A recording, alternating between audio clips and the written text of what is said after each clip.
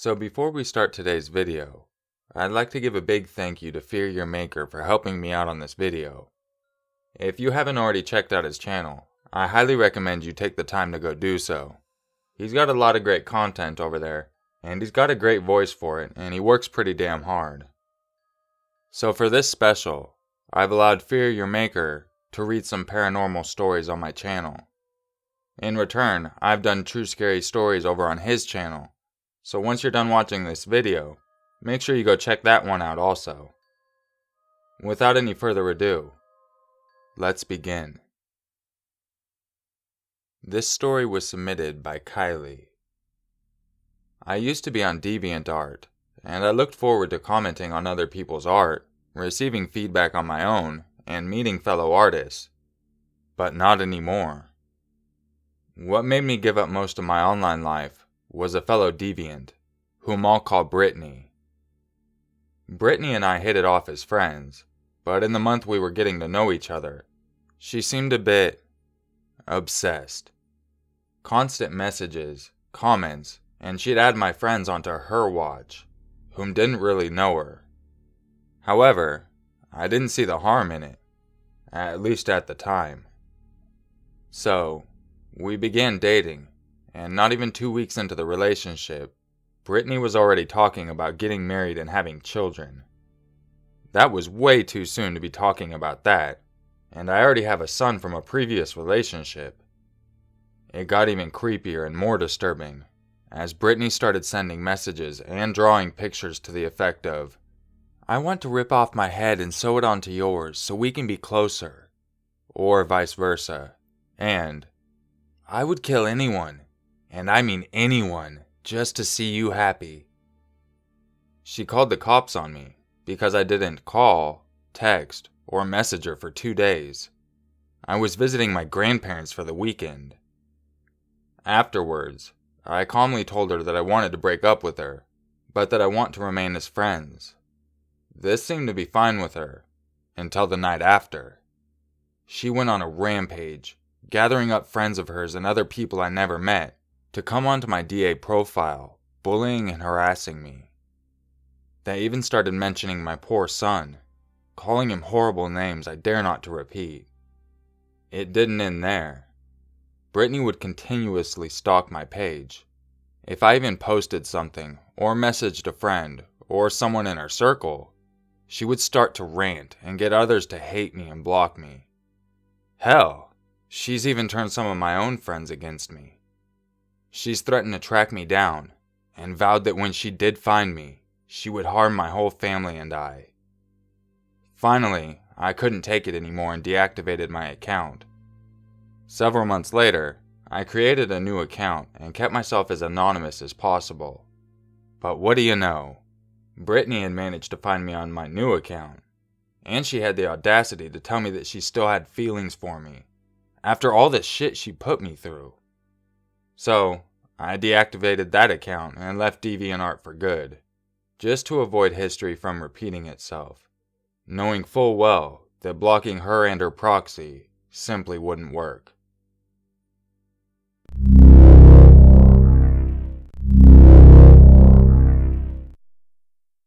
This story was submitted by Eric. When I was 20, way back in 1991, I was studying classical Greek history in college. In the summer between my sophomore and junior year, I got the opportunity to travel to Greece for 6 weeks to work on an archaeological site with a professor and his team. While there, I was put up at a student dorm of the university, which was located in the city itself. It was a huge old concrete and marble building built, I would say, in the 1960s, with probably 10 floors and 20 to 30 rooms on each floor. While certainly not luxurious, it was not bad for a dorm. I had seen and stayed in much worse at my university in the US. My room, a single, was at the end of the corridor, and it was like any other dorm room. A small bed, a desk, chair, and a window.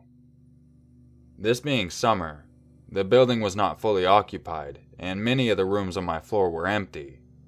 Also, Given that everything in the building was concrete and marble, I could easily hear when people were walking down the hallway, especially if they were coming to visit me, which was not often.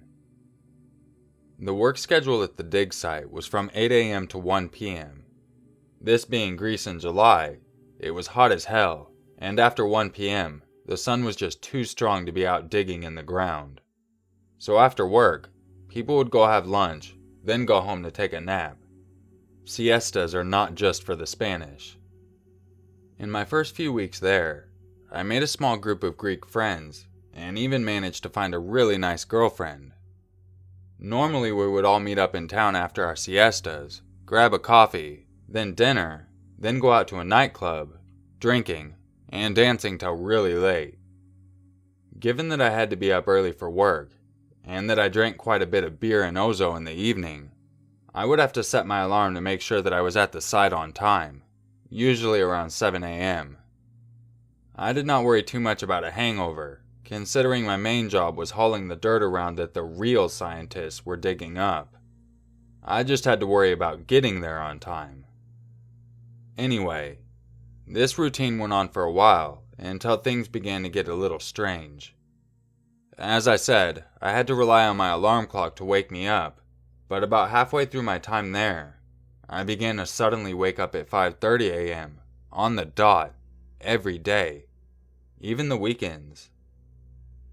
As a quick side note, the sun comes up there quite early, and it was usually light out before 5:30, making it hard to judge exactly what time it was unless you look at the clock.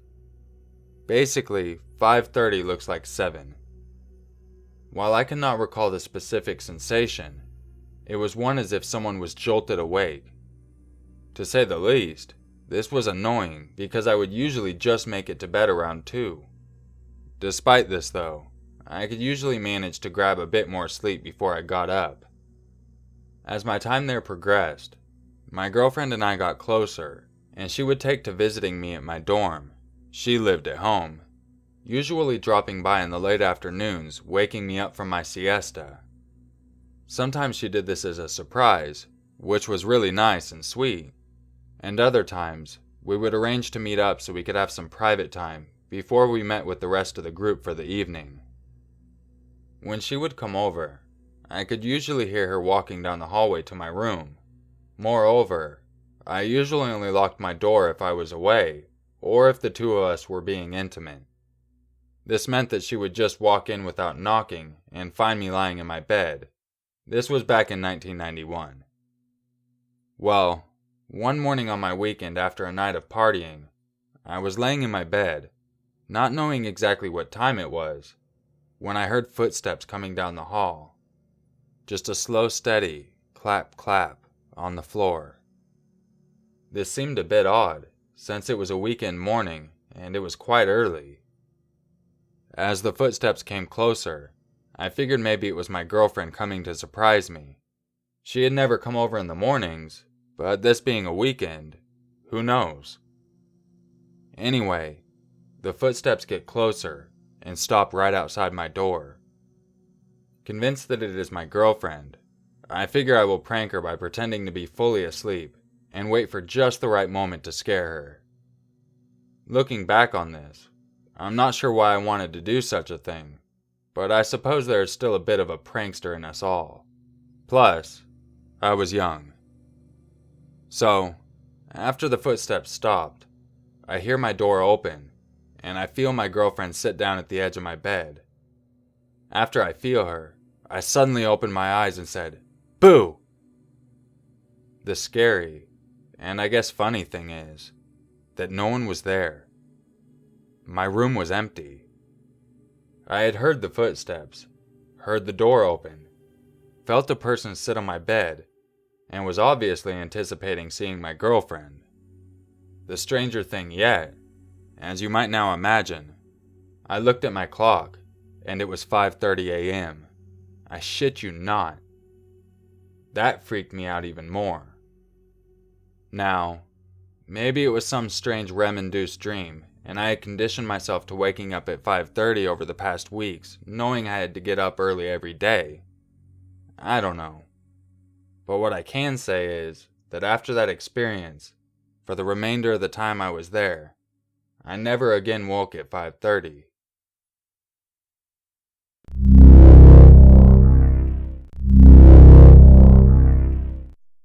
This story was submitted by Anthony. I'm a man in my early 30s. This story, however, comes from the fall of 2001 when I was attending Western Kentucky University. I have always loved hiking and camping, so one weekend my girlfriend and I decided we were going to have a romantic backpacking trip to Mammoth Cave National Park. Everyone knows Mammoth Cave for its famous cave tours, but what many people don't realize is there is thousands of acres of forest with lots of backcountry camping opportunities. We were very excited about getting away from campus and spending some time alone nestled in the bosom of nature. Being two college kids, I also have to admit that we were looking forward to smoking pot and having sex far away from the distractions of the dorm. As an avid horror fan, you would think I would know that sex and drugs don't mix with enjoying nature. It usually gets you killed by a hockey masked madman, but like I said, we were college kids and definitely had more balls than brains. We did some research and found what we thought would be the most secluded parts of the park, since for us to even access the trailhead, we would have to cross the Green River on a ferry. Our plan was simple: check out some equipment from the University Athletic Center, an extra sleeping bag, backpack for my girlfriend, and other basic gear that she didn't have. We even went shopping together and picked up some camping classics, like instant rice and Spam, some granola bars, etc. We thought we had planned well, but like I said, young and stupid, we set off on Friday afternoon after classes were over, and headed for the Hoochin Ferry crossing the far west side of the park, which is how we planned to access the trailhead at Temple Hill. By the time we had driven and parked in the small gravel parking lot at the trailhead, we were losing light fast, meaning that the best we could hope for was to scramble down the trail and hopefully get our tent pitched before it was fully dark. As someone who knows a lot about hiking in Kentucky, one of the things that I certainly knew better than was to hike after dark. Night hikes can be wonderful, but in Kentucky, there are so many holes and caves and crags to fall off, it's simply ill-advised. Knowing this well and good, we set off down the trail, which quickly began a steep descent into the hollow. Amazingly, we managed to reach the bottom of the hill where the trail evens out and becomes much easier to walk, which was a good thing, because in the time it took us to climb down, we lost the light. Like in many national parks, there are campsites set up in the backcountry, and I mean campsites in the most basic terms: a flat area of ground and a ring of stones for a fire pit. In this case, some posts for tying up your horses. We made a fire, pitched our tent, smoked a joint, and had a little premarital sex, and generally set about having a good time.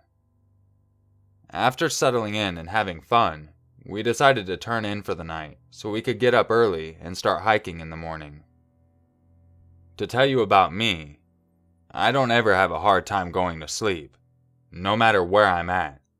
Hell, I can fall asleep standing up if I'm tired enough, and believe it or not, I don't fall down. But this being Sarah's first camp out, I think she might have been a little nervous, so I snuggled with her and ran my fingers through her hair until she fell asleep. Then I let myself pass out. Some time had passed. I can't be exactly sure how long, maybe a couple of hours, when Sarah woke me up. She was shaking me and whispering to me, and when I opened my eyes, she said, "Listen." Seeing that she was concerned, I unzipped the tent flap and stuck my head outside. And oh boy, what did I see? A picture-perfect full moon shining down through the trees, like it had been plucked out of a werewolf movie. Like I said, I've always loved horror, so the sight of that bright, fat yellow moon only excited me more, and I figured that Sarah had just got the creeps. I was trying to humor her though, so I strained my ears and listened, and at first I didn't hear anything. Then I faintly heard in the distance what sounds like a panicking, whimpering sob of a woman. I thought this was strange, but was not immediately startled or afraid, as it seemed to be coming from a distance. Then I heard a loud, blood-curdling scream, obviously from a woman. The sound carried through the quiet night air and made it seem like it was much closer than it was. Then one loud gunshot, followed by silence.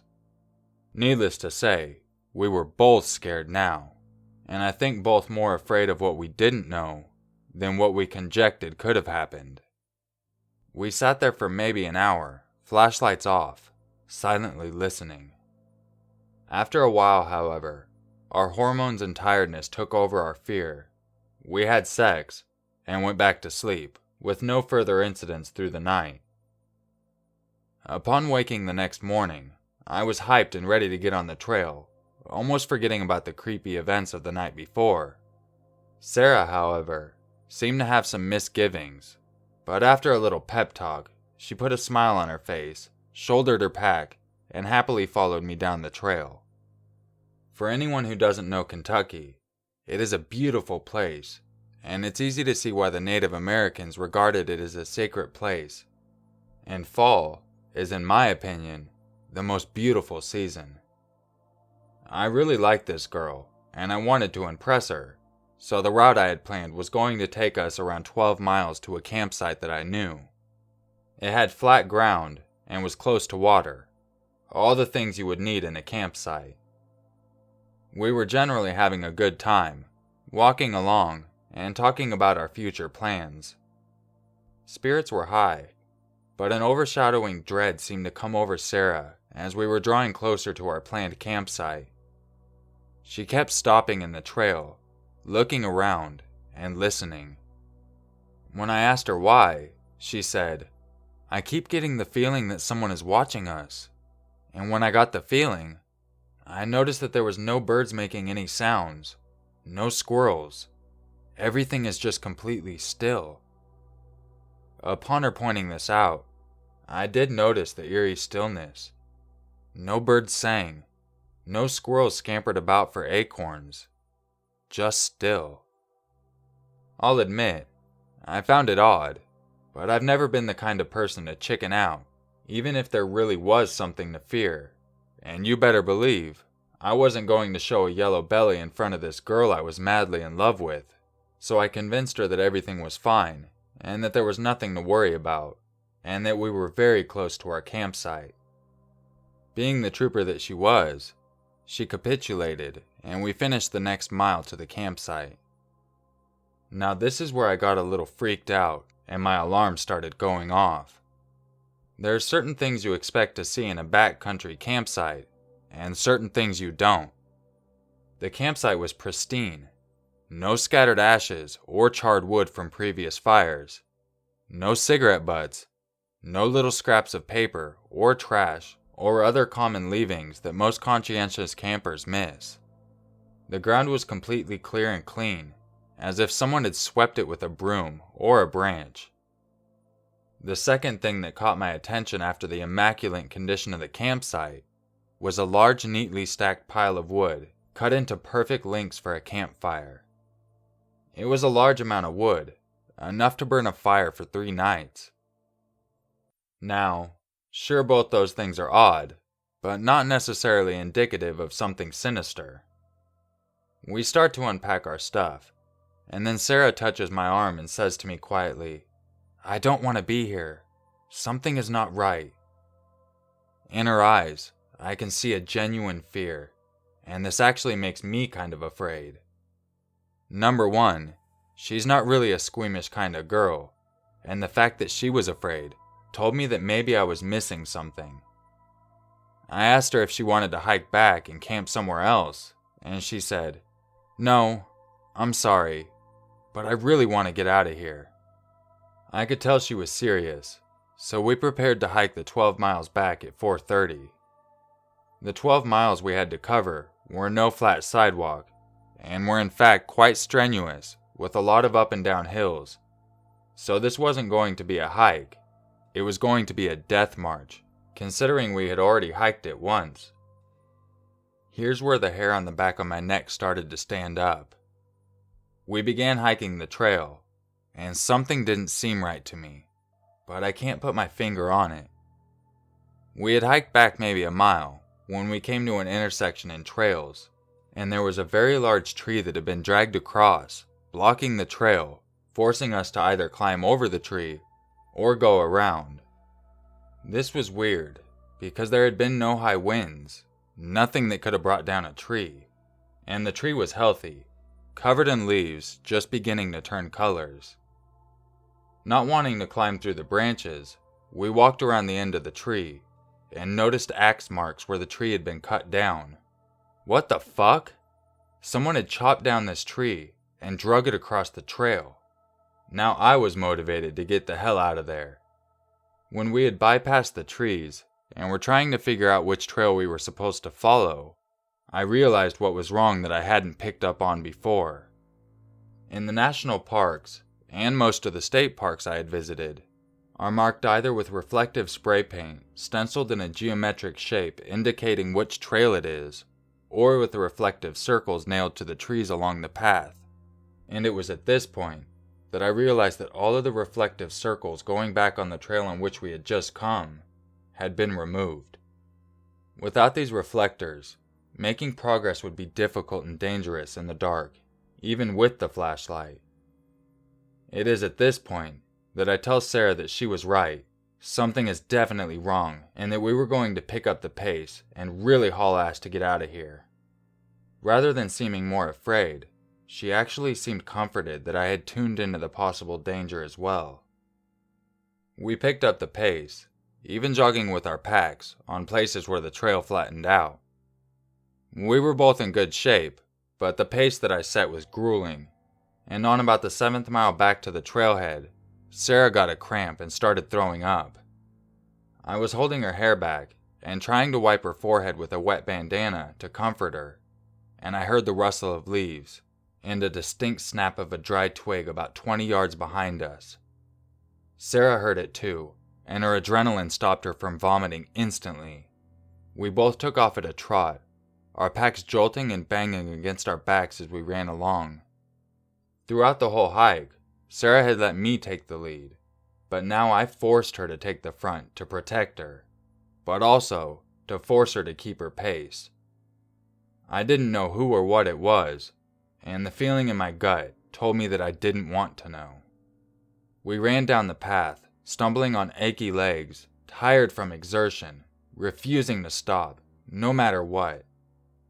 With the light fading, about a mile from the hill we had hiked down to our first campsite, Sarah turned her ankle crossing a small stream in the trail and fell face first in the dirt. Like the trooper she was, she didn't scream or cry out. She just pulled herself back up and started limping along. The sky had just turned to dusk, and under the canopy of the trees it was almost fully dark. As I looked back down the path the way we had come, I saw something that chilled me to the bone. About 30 yards back, I saw a faint glowing red dot and the faint glare off the lens of a camera, and just behind it, a large human-shaped silhouette. I tried to stay calm and gave no indication I had seen anything. At this moment, my mind starts adding up all the things I had fucked up on. No gun, no knife, and perhaps the stupidest of all, we hadn't told anyone our plans. At this point, I made a split decision, right or wrong. I said, "Sarah, drop your pack." As soon as the pack hit the ground, I scooped her up over my shoulder, and in a fireman's carry, I started running as fast as I could. I wasn't sure I could keep this up, but I knew my car was less than a mile away, and I was approaching the hill that led up to the trailhead. We reached the foot of the hill, and I command my failing legs to give me a little more.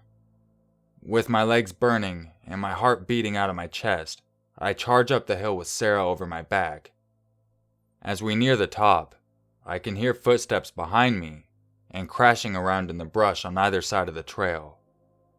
If I wasn't truly terrified before, I was at this point. I began to hear a whooping sound and laughter from the dark. With the very last of my strength, I burst out of the woods onto the gravel lot of the trailhead, nearly collapsing. There sits my lovely maroon Chevy Lumina sitting on 3 slashed tires. We threw ourselves into the car and started it, and took off on 3 flats and 1 good tire. As I'm driving off, I can faintly see the shapes of 4 men gathered around the trailhead just staring at us. I drove along as best I could on the flat tires, trying to get back to the ferry. After about 30 minutes, we reached the river crossing, throwing sparks off of one of the wheels as the tire had shredded, driving it flat. We asked the ferry operator to use his phone to call the park rangers who acted as law enforcement in national parks. Within a very short time, a Jeep Cherokee arrived with Park Service markings. What happened next may have been just as creepy as what had happened to us in the woods. A big man in an olive drab and khaki uniform, wearing a big revolver on his garrison belt, steps out with a clipboard to take a report. He listens attentively to our story, seeming to write down all the details and information on his report. He even offered us a ride back to Bowling Green, which is a good distance. I politely decline, and tell him that I had already called for a tow truck before he arrived. He wished us a good night, and got back in the Jeep Cherokee to leave. As he places his clipboard on the dashboard, we can both clearly see that the report form is totally blank. Needless to say, I haven't been back to camp at Mammoth Cave. Just make sure that whenever you go into the back country, tell someone where you are going and when to expect you back, and always carry a gun. I recommend a .357. It can save your life from 4-legged or 2-legged predators.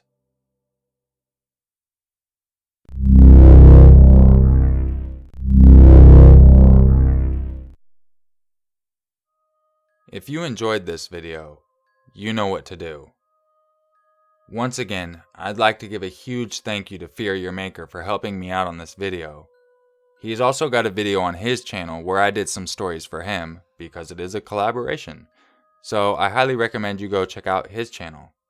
So, Fear Your Maker, thank you a lot for joining me, dude. I appreciate it. Yeah, no problem, dude. Anytime. I appreciate you featuring me on here. It was nice to mix it up a little bit.